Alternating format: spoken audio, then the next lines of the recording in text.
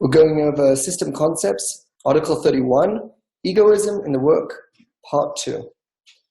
The base and business desires comprise most of humanity.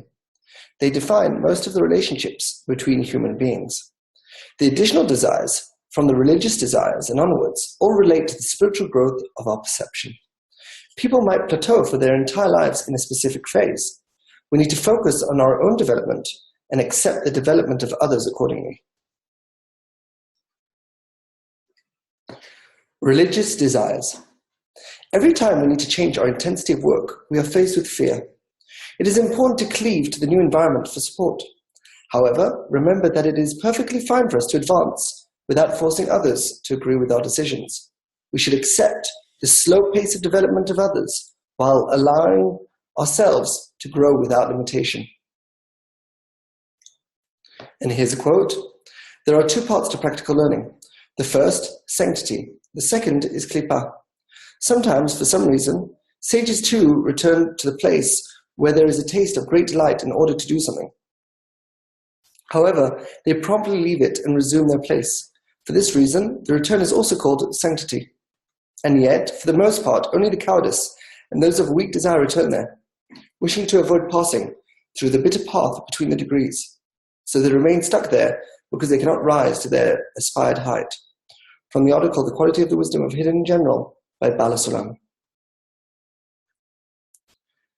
If the fear of advancing overtakes us, we enter a shell and retreat into a denial phase.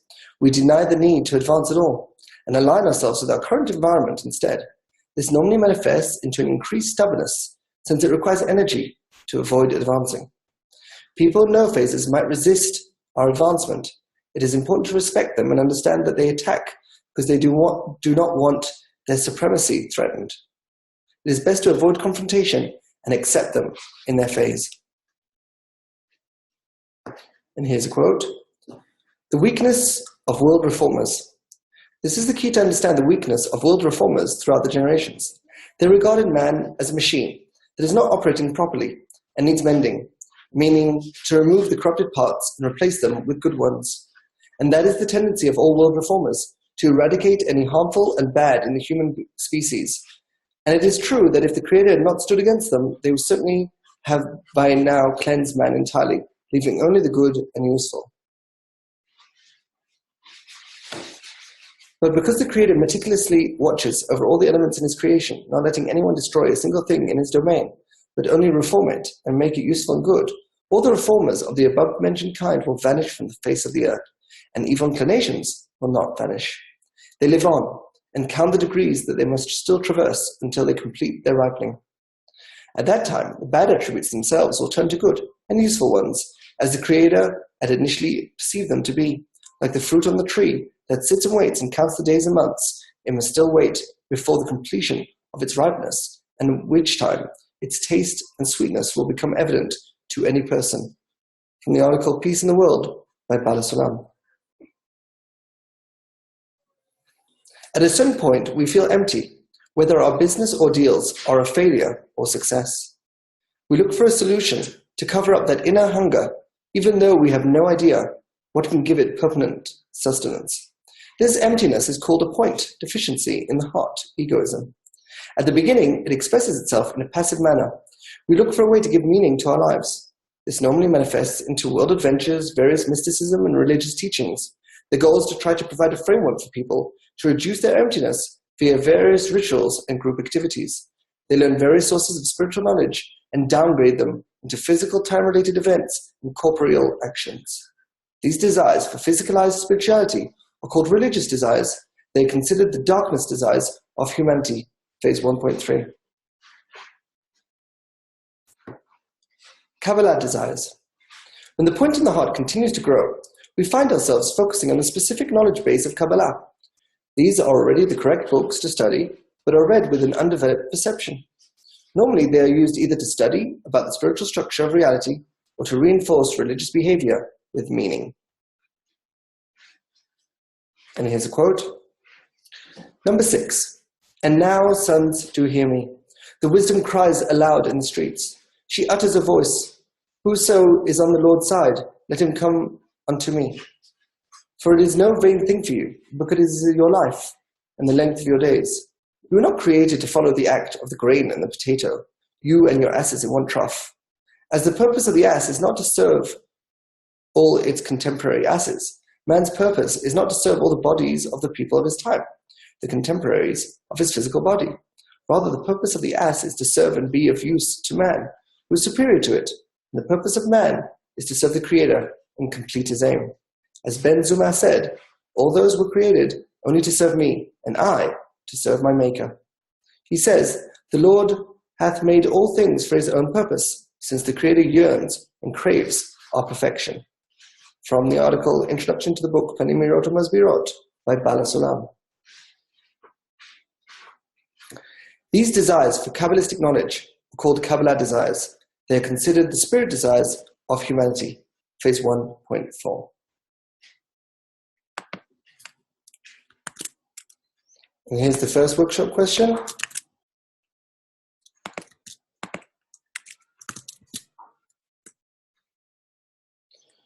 Why is it important to learn the development of our egoism? Maria.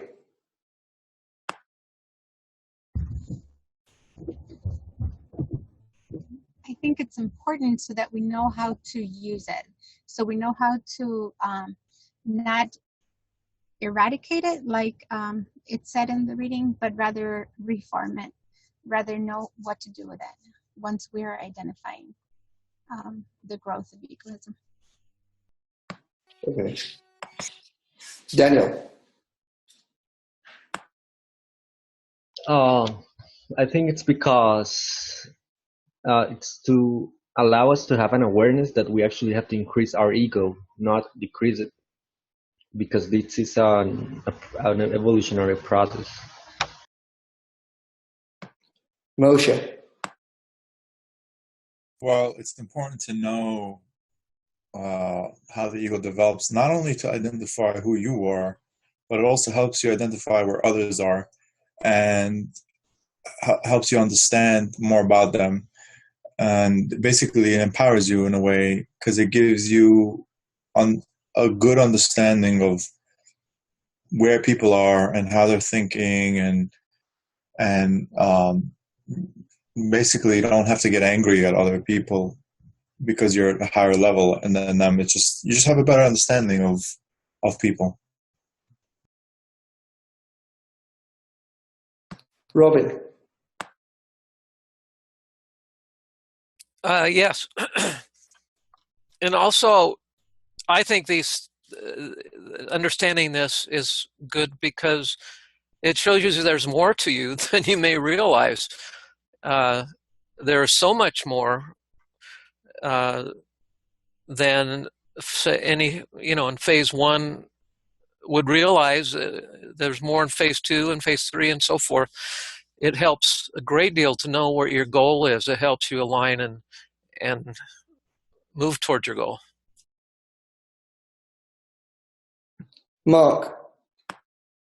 Hello, everybody. It's good to be with you. Hello, Zakai. Hello, my friends.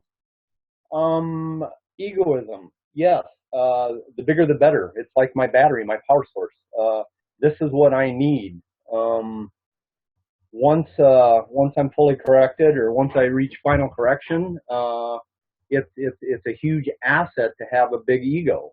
So it's something I want. It's something I'm trying to develop and grow. So that's the short answer. Thank you. The reason we have to learn about the development of our egoism is because normally what happens is that we're taught that egoism is bad. And the idea is to learn that it's not something bad, it is something good, something that we need. And without it, we can't advance. It's basically the source of our desire. It provides the desire part within us. So the power comes from the Creator, but you need a desire to use that power. And that's where the egoism comes into play. So if you don't learn about the development of your egoism, you're not going to be able to advance correctly. The second question, how do we hasten time in the transitions between the phases? Daniel.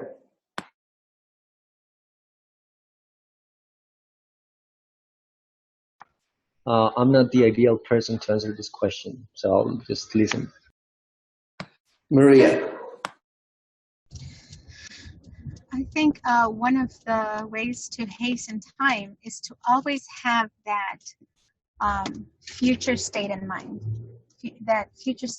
So even though my current state was before my future state, recognize that I'm there, but that's not my final place. Like, okay, let's keep going, and wanting to advance, even if I'm at a stage where it's enjoyable, or we're full of anticipation, or we're full of greatness, whatever it may be.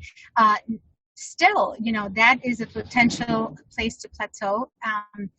And if in a descent, also that, well, if this is a necessary steps, the descents are necessary, but we can hasten how quickly we're out of them. So always keeping that future state in mind, that goal. Mark.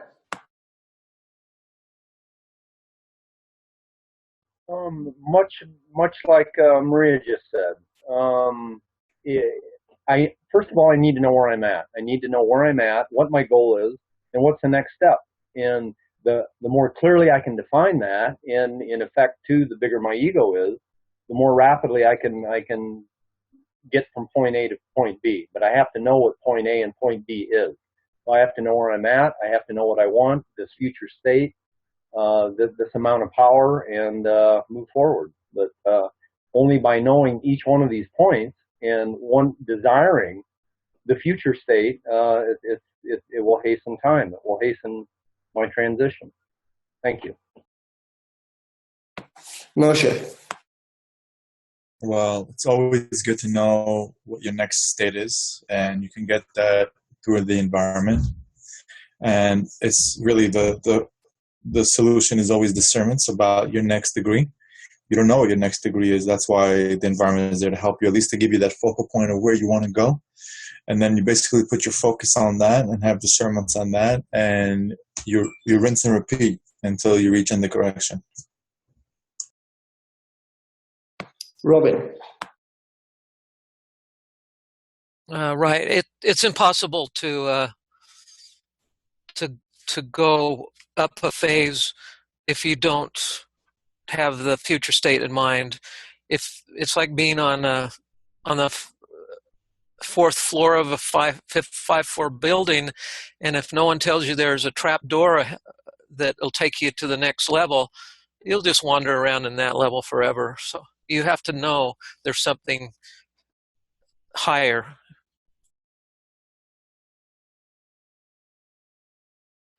Caesar writes, clean the concepts you need to, keep using the group to support you, go by the method, use your egoistic vessel and invert it to benefit your advancement.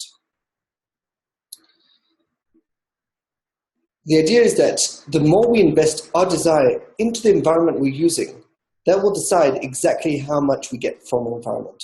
So you've got these two parts. You've got the desire, which is basically yourself, and you've got the environment, which are basically people in your reality.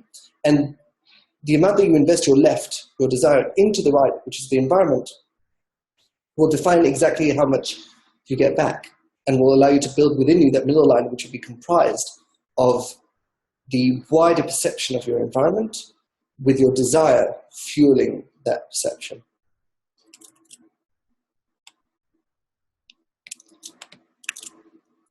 And the third question, what is the function of religion? Daniel.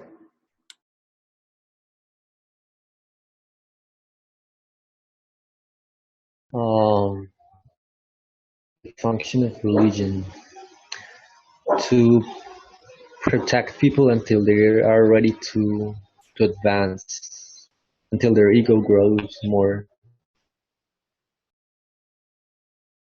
Maria.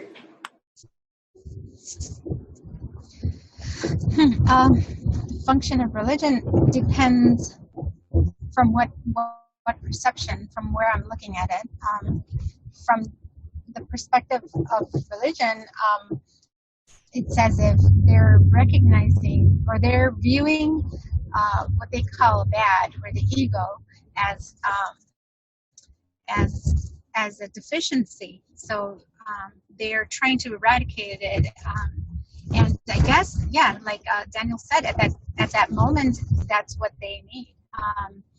That's what I needed when I was at that stage as well. So I think it is also an opportunity for those that are evolving to create a deficiency, because eventually that in itself will reach a point where whoever is advancing will sense a deficiency there. What's going on here and so forth. So it is actually for them creating a tension that will hopefully push them towards advancement.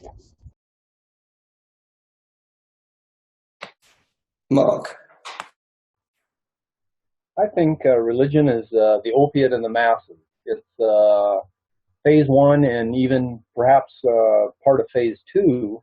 It's necessary because they have a lack, they have a feeling, they want something more, and religion offers that to them.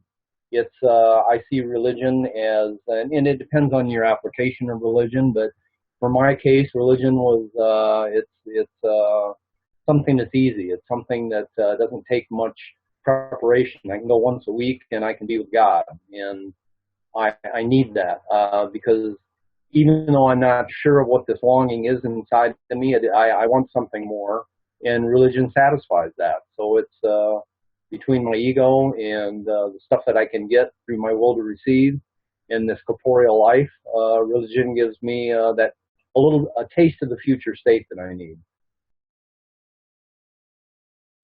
Moshe. Well, religion is just part of the process at some point. You know, religion is really always about praying to some external entity that's outside of you. And religion is there for you to discover that actually doesn't work. It doesn't help you at all. But that's actually part of why it's necessary, right? So it's always about first discovering, it's the revelation of evil. If you want to talk Kabbalistically, it's always revelation of evil. And then from the revelation of evil, can you actually discover the truth. So that's how religion is there to serve, is to basically show how it doesn't. Robin. Religion, a person starts seeking religion and trying religion when their point in the heart opens. They're looking for something more than they have before, and it ends up not fully, for those whose point in the heart grows, it doesn't work. It doesn't fulfill them. So it's a stage. Caesar writes, religion functions in a stage of immature perception. So you can use it to discern and bring attention when you need it, and even go more deeper in it and clean all the dirty concepts you need. Yossi writes, religion is a place I put all those desires I have,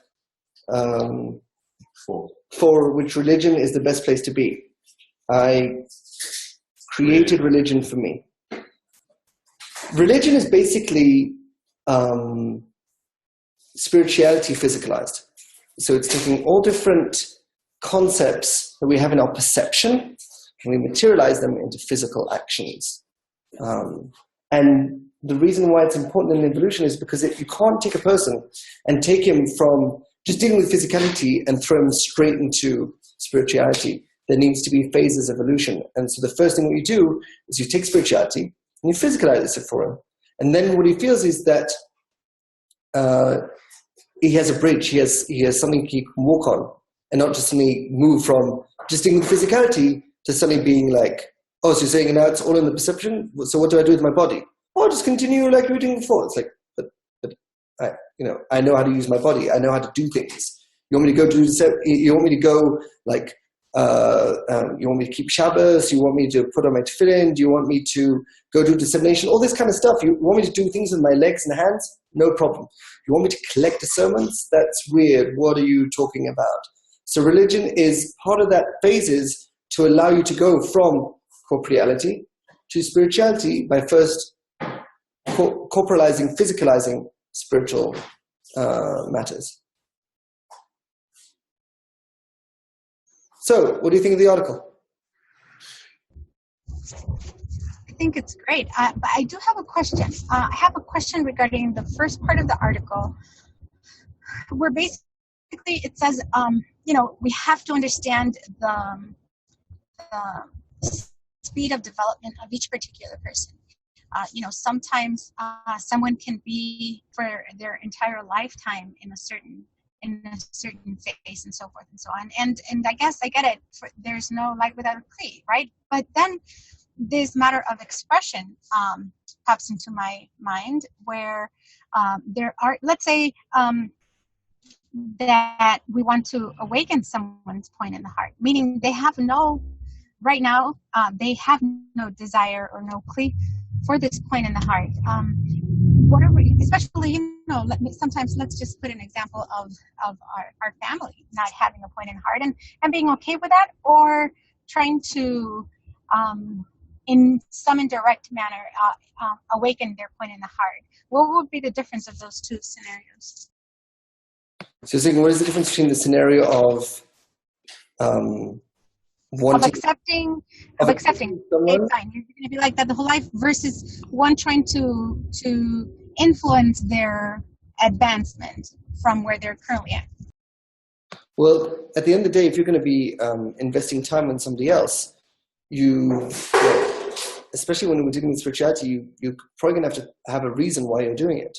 Right? You don't just walk into the street and start helping people. It's probably going to be someone who's close to you and you interact with, and that will have a profound effect on you.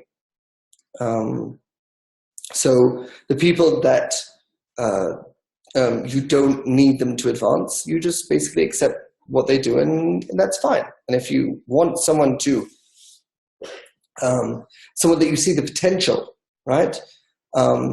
And you want to work with them, then you'll work with them. But you're always going to respect their desires. So if they're fighting it, you shouldn't force it. If they don't want to clean concepts, don't. It's going to be more of a reciprocal relationship, where if they're in need and you have what they need to advance, then it can work together. But if they're fighting it, or you don't want to help them advance, then it's probably not going to work.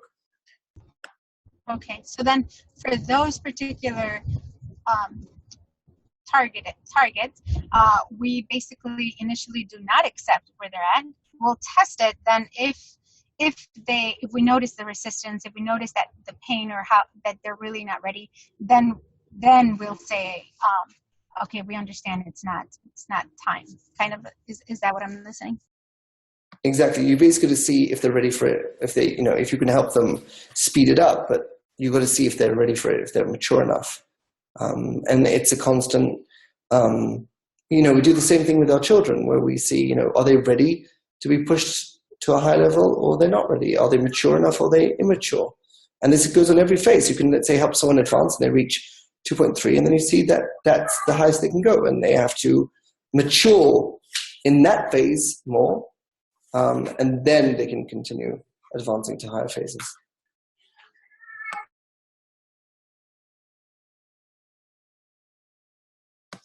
But we do understand that religion is here to stay.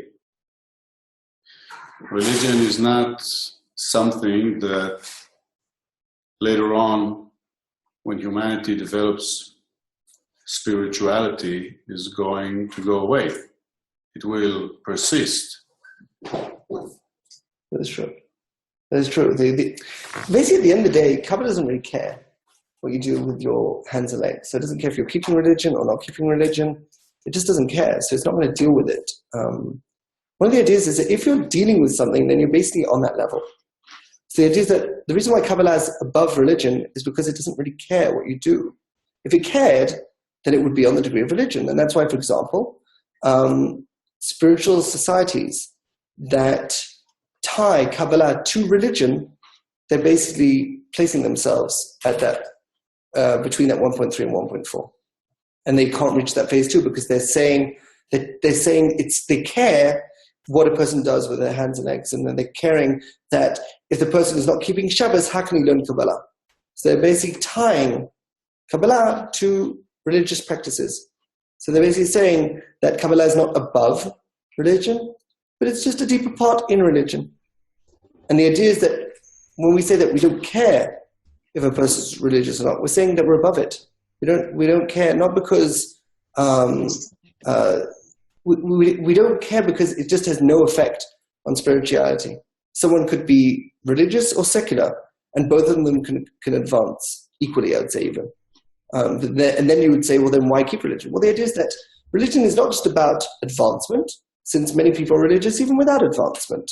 Religion is normally a social framework. So if you're in an environment where the social framework there is religion, you'll probably be religious. And the idea is to respect that. And it's okay for you as you're advancing to keep religion. Like I'm still religious, and I was religious before I got my point in the heart. And I'm still religious to this day. It's because it's got nothing to do with it. What I do with my hands and legs has got nothing to do with my perception. It's again explaining this differentiation between reality, which is religion, and perception, which is Kabbalah. Okay, I have a question regarding that in respect to perception. Because I get the sense that religion basically, that phase, it's just but a step in the ladder. It's just there. But from the point of perception of the actual person, for example, we were talking about future state. That's a ladder. That's a step in the ladder.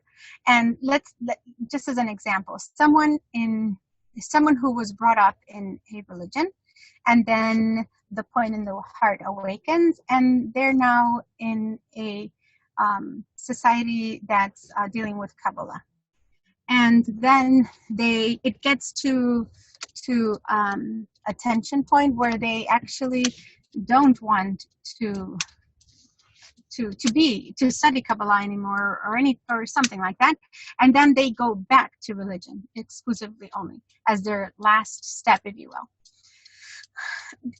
Would that be considered then as from the point of perception a shell for them, versus let's say someone who's kept advancing, and like you, you're still religious, but for now for you that just serves I don't know, you can get dirty concepts from that or whatever it is. So my question is, people can be in that same step, but from the point of perception, it's a different situation for them. Is that true?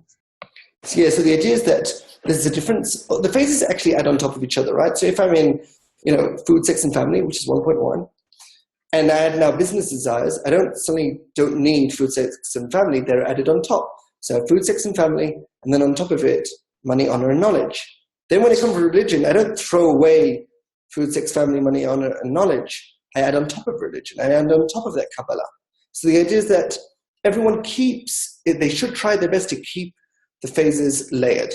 A shell is where your sense of self shifts from being the top of your levels of advancement, and you go down to a lower degree. So, for example, if someone's advancing and they reach 1.3, which is religion, they're not in a shell. But if they reach 1.4, 2.1, 2.2, and then they fall back into 1.3, now 1.3 is a shell for them. And that's why the whole concept of shells and holiness is relative to the person who's advancing. We always talk about it relative to the person who's advancing. So it's not like there's a phase which is a shell and the phase which is not a shell. It depends on the person who's advancing. So two people could be on the exact same phase. For one of them, it's holiness because they've just reached that phase. And for the other person, it's a shell because they returned from a higher phase to that lower phase.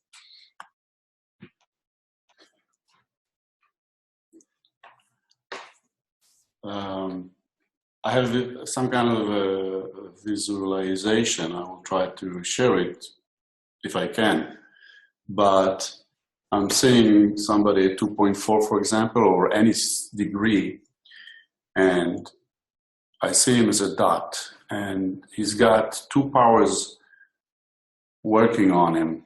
One is being repelled from where he is, being pushed away, disgusted by his current situation. And the other thing, but that's not enough for us to progress. We need another power, and this is that desire for the next stage. And somebody who's progressing's got those two powers in him. And he's trying to manage it so that the power that pulls you up will be stronger than the power that pulls you down. However, when somebody falls into a shell and he finds himself, for example, at stage at degree 2.4, the visualization I have is, again, a dot, but there's no power pulling him up. He does not have the desire for the higher degree. He's lost that pulling power. He's lost that, that's what it feels like, a pulling power. It's even more than that. Not only is he not advancing, but he's basically spending extra energy to lower himself down. Yeah, but he remains at 2.4. It doesn't go from 2.4 to 2.3. Yeah, but the idea is that in the shell, you could say his state is 2.4, but he's sort of experiencing a lower phase because he's shifted his sense of self. So basically he's got this energy. Now, instead of spending that energy on advancing forward, he's actually spending that energy to regress, to pull himself back down. So even more so now my visualization changed a little bit. If the person advancing is a dot with a little power pulling up and a little power pulling down, but if it's advancement, it means that the pulling power will be a little stronger. Yes. But let's say it's 1 centimeter length, each one of those arrows pulling that dot. Well, then he'll get stuck. He'll plateau. So Yeah, but equal, let's say, plateau. yeah, but let's say he's like that with like, I can't, You it's can't not do it, fair yeah. because I'm But drawing. the idea is like this. If the pulling power, you could say faith above reason, if your desire to advance is higher than your natural desire to stay where you are, then you'll advance. Right, If they're equal, then you'll plateau. right. And if your desire to regress is stronger than your desire to advance, then you fall into a shell.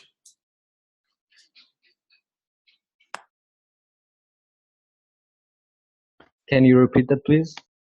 So the idea is if your desire to advance is higher than your desire to stay where you are, then you advance. If your desire to return to an easier state, you could say, is stronger than your desire to advance, then you'll fall into a shell and act on a lower phase than you actually are. Is there another force? Because I see that there are some that come to system concepts, and they happen to have a particular soul class, but they come because they have that pulling force is present, and they have the discontent with the prior phases or stages, but it seems like there's another force that's it's blocking, that seems to be blocking that pulling, that's keeping them from moving forward. It just seems like something else. There's basically only two forces. There's your natural force, which is called the animal soul, which is basically your desire to plateau, to stay where you are, to be like an animal, which is like to stay in the current degree, the same degree. Like they say that a calf, when it's born, stays like, it's basically like ready built. There's no development there. While with the human, there's like, it goes from a baby to an adult, there's change, it's like switching of states along the way. So the idea is that an animal is just a state, and normally it's like an emotional state. To be a man is to have an intention to go above that state. So the idea is that you've got the animalistic soul, which what normal people call the soul, which is basically a desire to stay where you are, have peace on earth, everything should just be relaxing and feel good. Then you've got this other desire, which is the point in the heart, which is a desire to actually reach adhesion. It wants to gain power. It doesn't want to have a passive experience like the animalistic soul does. It wants to have an active experience. It wants to have a power. It wants to have control, right? It wants to reach love, which is control. Like we say that the mature definition of love is controlling somebody else, but giving them the freedom or giving them the illusion of freedom. That's what love is. Like we as parents, when we love our children, we're basically controlling their environment, but we give them the illusion of freedom. And that's the same thing we say that the Creator loves us. He controls us 100%, but gives us the illusion of freedom. And that's the mature definition of love. So the idea is that you've got these two forces. You've got the force in you which wants to relax, and you've got the force in you which wants to advance, which is the point in the heart. If you don't use the environment correctly, what will basically happen is that your desire to advance will fizzle out. Because as you advance, your desire to relax actually grows. And the idea is that if you reach a point where your desire to relax is stronger than your desire to advance, then you regress, you'll fall back, depending on how strong it is. If it's extremely strong, it'll pull you back down. If it's not as strong, it'll just basically keep you there. It's like you reach an equilibrium between the forces. But when let's assume that I'm at 2.4 and I'm losing my desire to progress. I cannot go back to 2.3. I can just be in greater pain in 2.4. No, you can regress to 2.3, but you're not. It's not that your state. It's not like you're. It's not like if you want to go back now, you have to sort of rebuild 2.4. No, it is that you sort of. It's like when we say that when we see a human, right, acting like a child. What do we say to him? Stop acting like a child. But it's not that he's actually become a child. He's an adult. Right? So that's a shell. A shell is when we're saying act your age. Right? If someone's 12 and he's acting like a 12-year-old, it's totally fine. But if he's a 24-year-old and he's acting like a 12-year-old, we say to him, act your age. Right? But it's not that he's actually becoming a 12-year-old again. But the idea is he's acting like a 12-year-old. He's thinking like a 12-year-old. But if he is able to get out of that situation, then he's able to restore himself to his real age and act his age. But there's also that aspect that you mentioned that is, the illusion of control.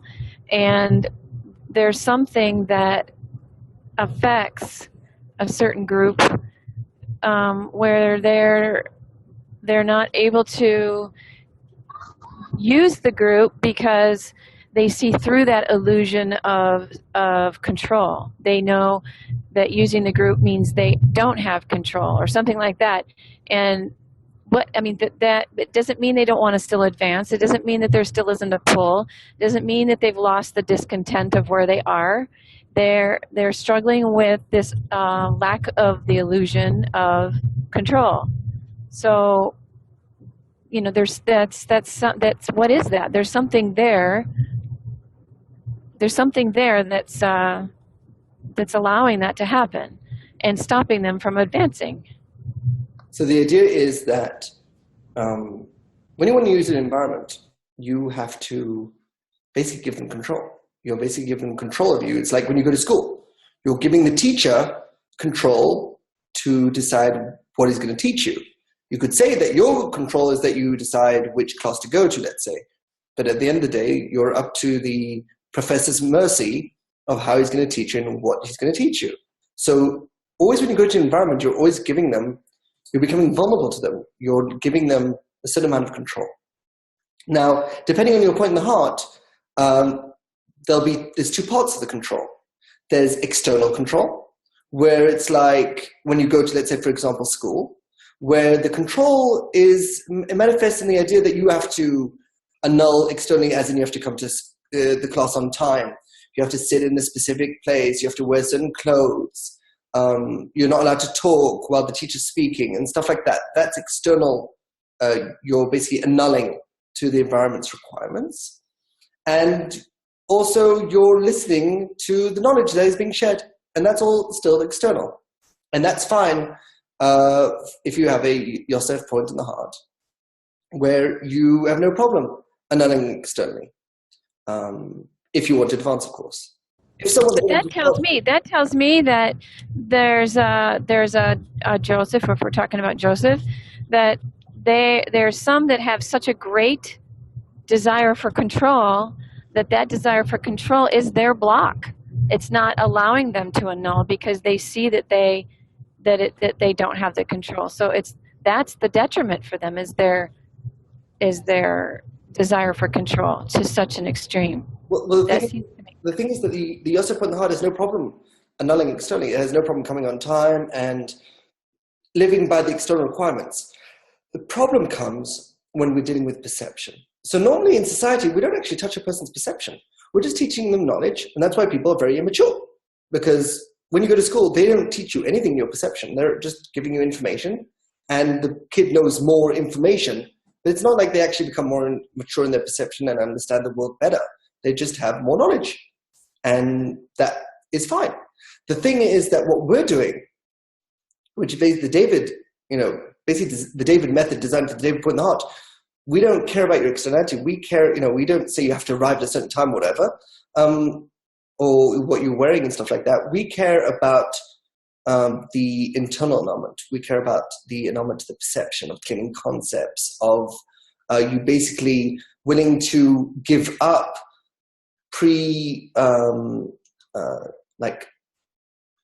definitions that you had before, and you're basically going to be changing them with new definitions of words. Like before, you thought love is giving to others. It's like, no, that's not the mature definition of love. The mature definition of love is control with the illusion of freedom contained within it. So if you, let's say, want to control your spouse, you control them, but you have to give them the illusion of freedom. And if you don't give them illusion of freedom, then it's not true love, right? And that's the mature definition of love. So someone who is with a David point in the heart, it's much easier for them to change their definitions, change their language, change their understanding of the language. A Yosef, it's nearly impossible. It's so hard for them. They have no problem learning new information. They will love to deal with all the intricacies of the information. Did you know that the Hebrew letters are like this and like that? And did you know that when God came to Mount Sinai, they have no problem adding loads of knowledge, but to reconfigure their perception, their understanding, their internal language, the way they talk with themselves, that for them is like a violation of their privacy, because they feel that their internality is themselves, they own it. And that's why it says that the Yosef point in the heart is the preparation for the David point in the heart. Why? Because if everyone's living in their own perception, and with their own language, how are we ever going to be able to have a real conversation with each other? Because most of the problem with talking with other people is that we don't have a common internal language. Not that we don't have a common external language. Two people can speak English and be at each other's throats, not because they can't understand English, but they have different definitions of the way they understand reality. And what we're doing here is we're trying to basically create a common language, a common internal language, a way that we understand things. When we say words like G and Achap, we're expecting the other person to have a common understanding of that concept and having common emotional response to it as well. And what happens with a Yosef point in the heart, they're not used to that. They're the preparation. And then they're used to external annulment. I have no problem listening to you. I have no problem coming to the sessions. But if you want me to reprogram my internality, that I can't do that. I just can't do that. I have no problem with the knowledge, and I want to advance as much as I can with the knowledge. But for me to reconfigure my perception, that's a border that they won't cross. The people with the David point in the heart, they have no problem doing that. They have no problem to reconfigure their perception because they understand at the end of the day, who cares what I think? What matters is how I feel reality. And if I feel that life is not going the way I want it to, there's something I need to reconfigure inside myself to clean my desires. And I need help from the environment to do so because I can't do it by myself. And people with the Joseph method, like, do they even get a soul when they cross the max sum? Because they need the creator outside of them in order to bestow to the creator. They have the intention to bestow to the creator. So they do get a soul. The question is not whether they get a soul or not. The question is, can a person in this generation with the Yosef point in the heart cross the barrier? Because we're basically at a point where our ego is so big, and big in quantity, not in quality, that we basically can't do it ourselves. We really need an environment, and we can't, with our current perception, advance. So we need an environment to reconfigure and sort of be vulnerable to that environment to help us reconfigure ourselves and clean ourselves out from all the gunk, from all the immature definitions that we've collected over our lifetime. So if someone's got a Yosef on the heart, they'll come to all the sessions and they'll able to ask loads of questions, get loads of answers, but they can't move forward. Or they can move forward to a certain degree. Each person can reach like a maximum, and then they're stuck. They just can't. There's some concept that they can't clean themselves, and they won't allow the environment to have any input on that. And they basically get stuck there. I have a question, or two things came to my mind regarding the needing of allowing kind of, in a sense, for that newer phase to control. But I've observed that there's something else that could be preventing them. I know that there's a matter of, I don't know if it's confronting the previous phase, because there's a fear of abandoning, at least internally, even in mind, the current phase that you're in. And what I mean by that is, let's say that I was brought up in a certain religion. When Kabbalah when I was presented with Kabbalah, when I first knew about it and started to want to know more about it, there was something there that was stopping me, and it was more like this fear of the phase that I was in. And I had to sort of let that go. Yes, I was going to be annulling or willing to absorb and have an open mind to the newer phase, but there was a fear that I had to confront or let go of the phase that I was in. So I'm wondering if the current phase that I'm sort of abandoning in a certain, not abandoning, but detaching them from being the top phase.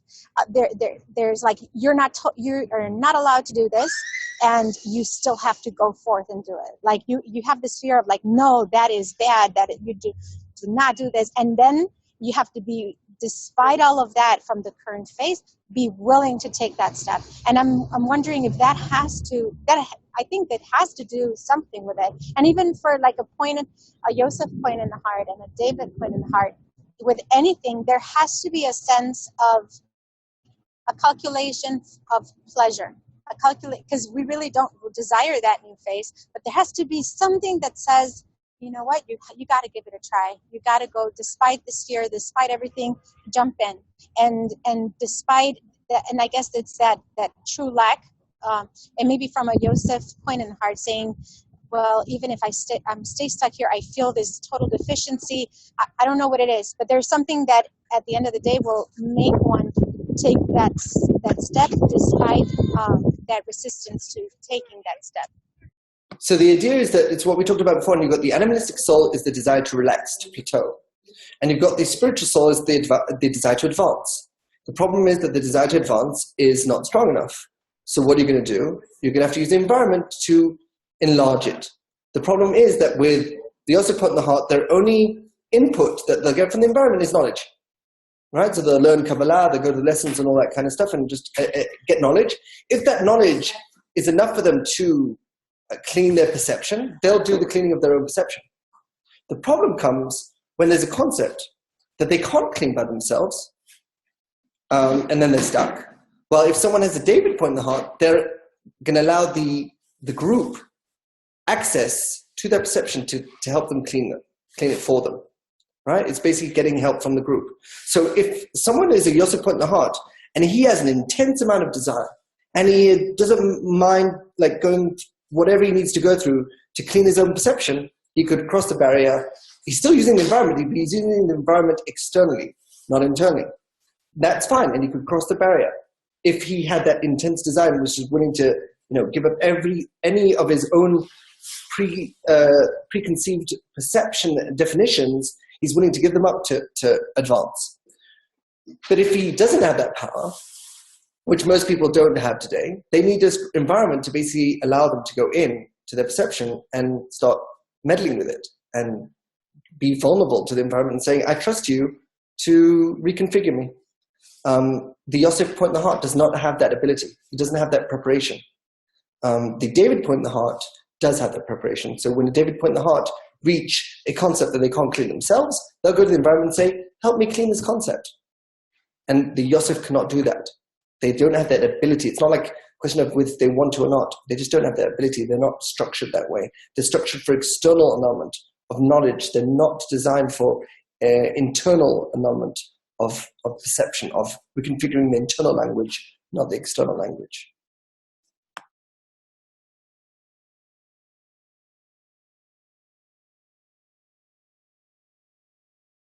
Think of it like this. There's a language that a person talks inside himself, and there's the language that he talks to other people.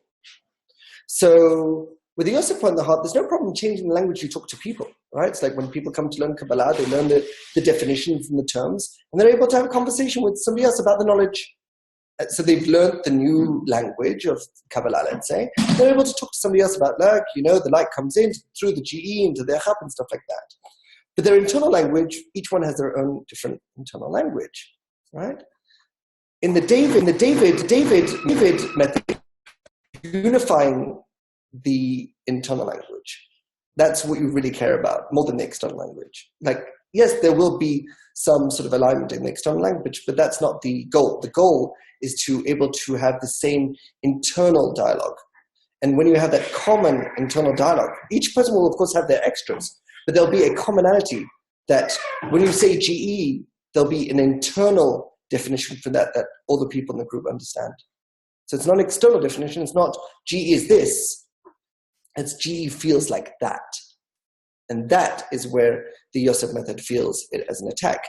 And this is not just a thing that a person feels. This has been in the method itself. Like there's articles of Bala Sulam, of Rabash, of Rav Lightman that basically say we don't share states with each other. We don't talk about our internal states with each other. Each one keeps their own internal language to themselves. But in the David method, which is what we do here in system concepts, not only do we not have that rule of that you should not share states with each other, we actually make a requirement. You have to share states with each other. We talk about people's version numbers as if we're talking about their age. It's like, oh, you're at 4.1.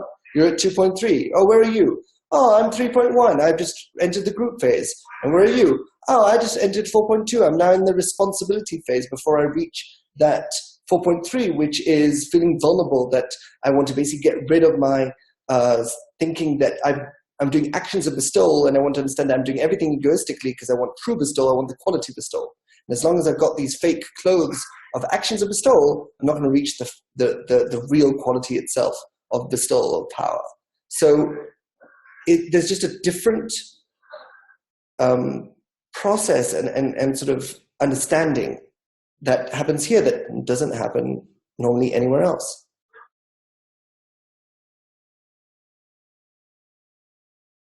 Kai, earlier I thought you mentioned, let's say I'm trying to achieve spirituality, and for whatever reason I want to fall back into a lower level, and I feel more comfortable, or I intentionally want to fall into this shell. Did I understand that takes some considerable amount of power or energy to maintain that? If I'm at a higher level and I want to drop to a lower level to feel more comfortable or more secure, or knowing that, maybe not knowing, but being in that shell, it takes some amount of effort to stay there, correct? Exactly. Because it's like being told that Santa Claus doesn't exist, and you basically want to believe that he does exist, so you're constantly having to sort of fight your new understanding that he doesn't exist, right? And you're having to remember, like, no, Santa Claus does exist. Look, I remember when I was a child and I went to the tree and in Christmas Eve, and well, look, there were presents there, so it must mean that Santa Claus exists. And you got this other person saying he doesn't exist. It was your father. You put the presents there. It's like, no, you lie. And then he works extremely hard to convince himself of a immature, childish understanding that he has. So he's having to spend energy on that. Well, when he was a child, believing that there is Santa Claus, he didn't have to spend energy believing that there's Santa Claus. That was his default state. And if I do that, if I expend that energy and I fall into a lower state and I want to be in that shell, it would also seem it would be easier to fall into a major descent, because I've used all this energy and all this power to try to hold on to this lower state, and the result of expending that amount of energy or that amount of power, wouldn't it make it easier for me to fall into a descent or go into a descent? So that is, you'll feel not a descent of lack of advancement.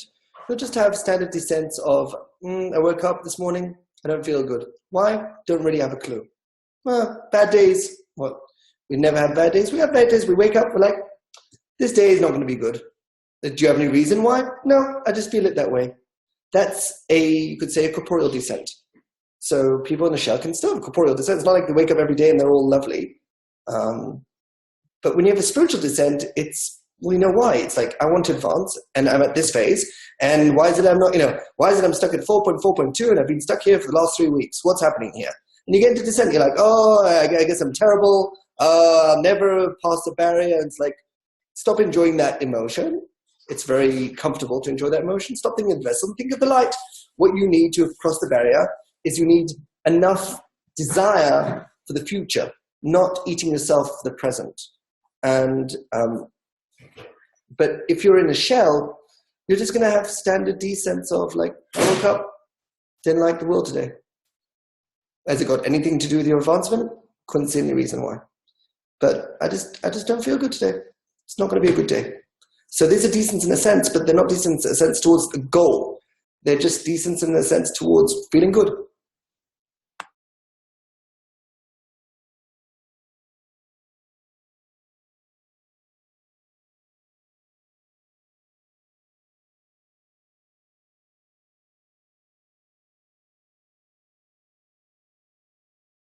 Yes, Maria.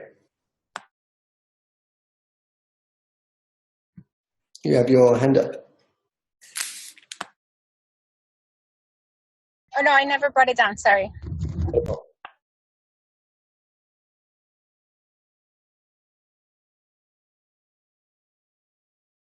Caesar asks, so you fall into a shell in an unconscious way, not because you want it, or is it the same thing? Yeah, a person doesn't say, I want to fall into a shell. The shell is a result. It's not the cause, it's the effect. The cause of not having your desires aligned is a shell.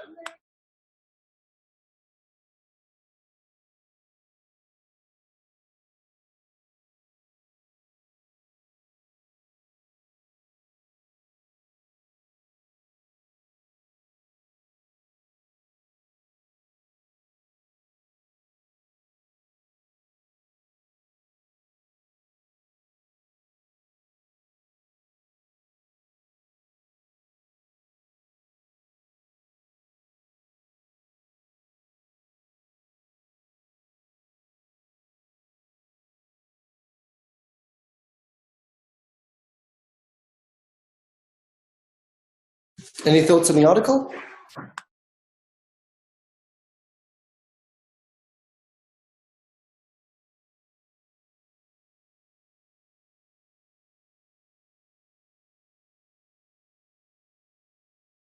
I missed the first part. What was the article over today, Zakai? And I didn't see it posted, so I've missed the whole thing. Basically, we went over Egoism in the Work Part 2, basically Article 31, where it talks about 1.3, which is religious desires, and then 1.4, which is the Kabbalah desires.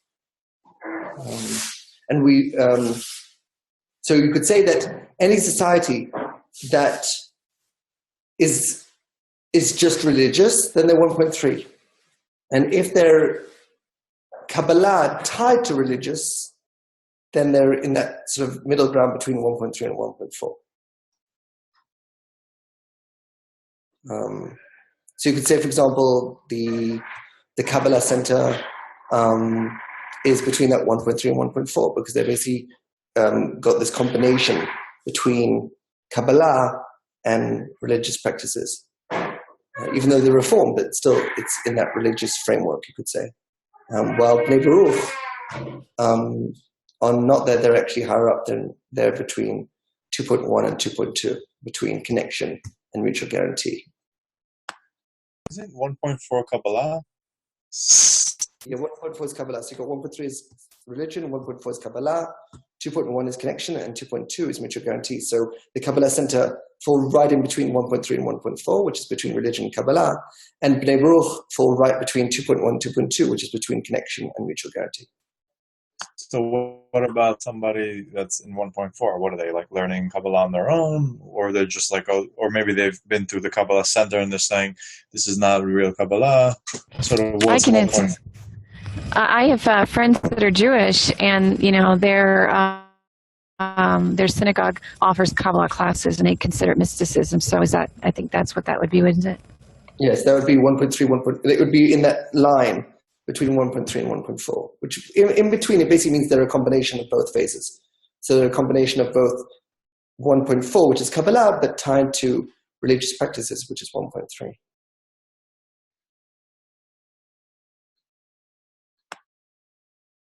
Now, I'm guessing that this mysticism, this Kabbalah that's taught that way, is more of a knowledge-based thing, not cleaning perceptions, not what we're trying to do here.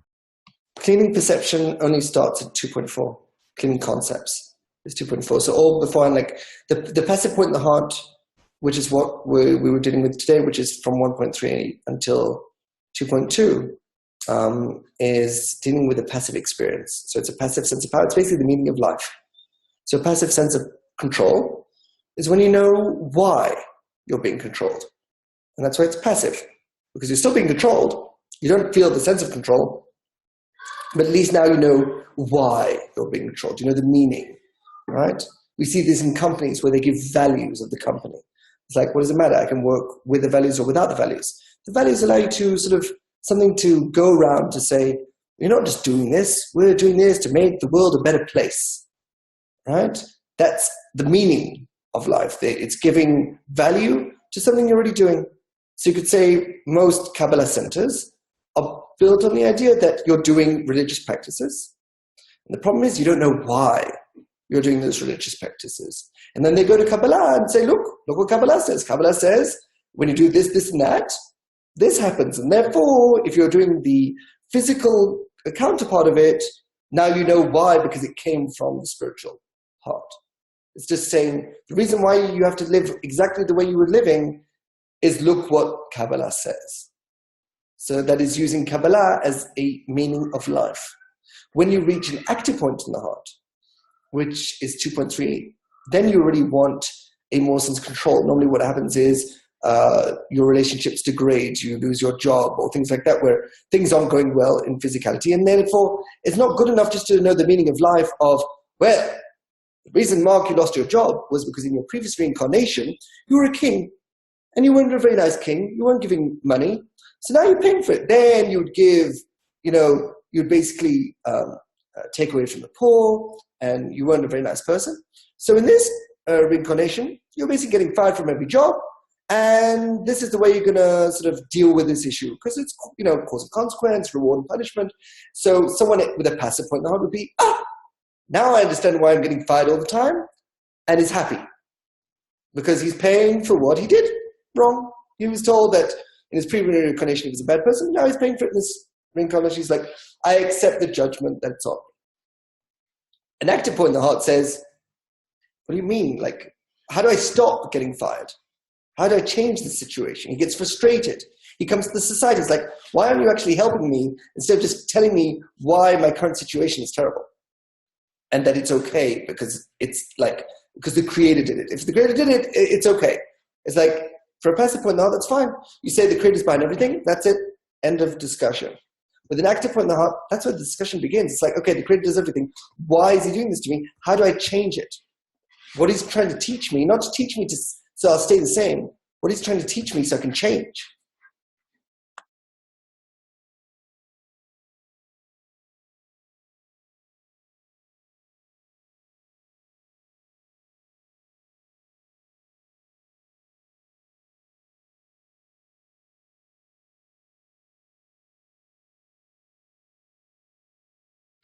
Right, I think we'll stop here and enter the after party.